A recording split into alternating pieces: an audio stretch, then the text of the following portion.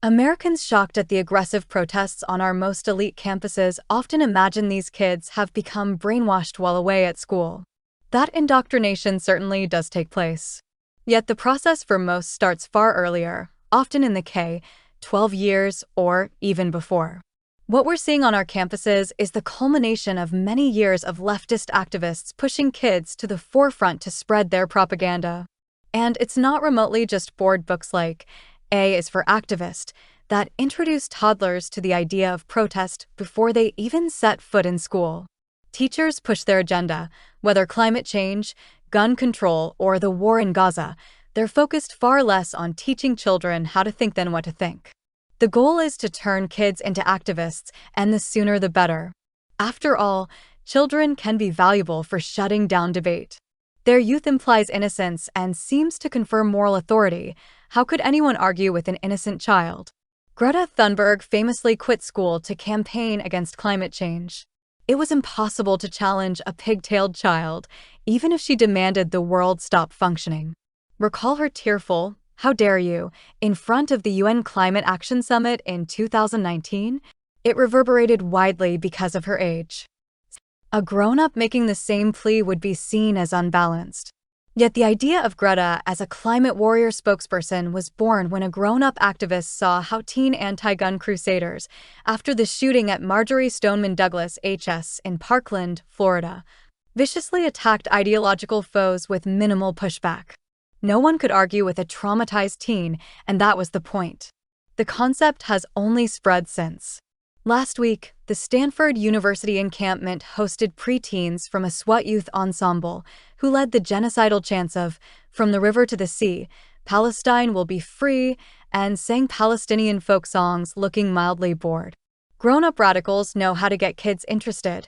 Last month, the Free Press reported that the Long Beach Unified School District was paying students to train in racial and social justice causes. If kids have little passion for the cause, maybe some cash will win them over. They're even being used as fronts for major lawsuits across the country. The group Our Children's Trust is pursuing so-called climate litigation on behalf of 21 children. OCT describes itself as a nonprofit public interest law firm that provides strategic legal services to youth to secure their rights to a safe climate. The idea is that climate change harms these kids' lives and futures. But the real motive is to present a child as the aggrieved party to make it far more difficult for an argument to be had. OCT has big money backing and ties to longtime progressive activists, Fox News reports.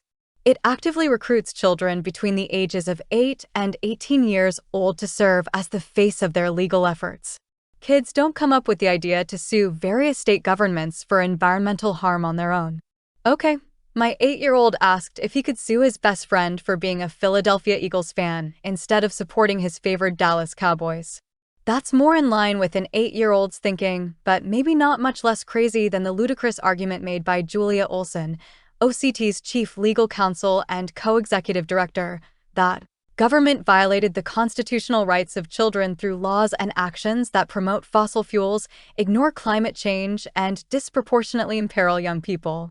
Last week, combining several of the left's pet causes into one, a drag queen led small children in a Free Palestine chant during Drag Queen Story Hour at a Valley Families for Palestine group in Amherst, Massachusetts. Leftist indoctrination is warping kids' development. Children want to please grown-ups and don't know any better anyway, and so will repeat what they're taught. But when asked to explain their knowledge of the issues, they're often quite shallow.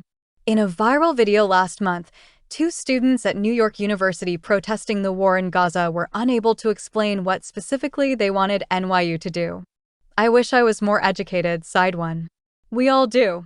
If we're horrified by the bad ideas and worse methods on display on our college campuses, we need to fight back long before a high school senior gets his or her acceptance letter.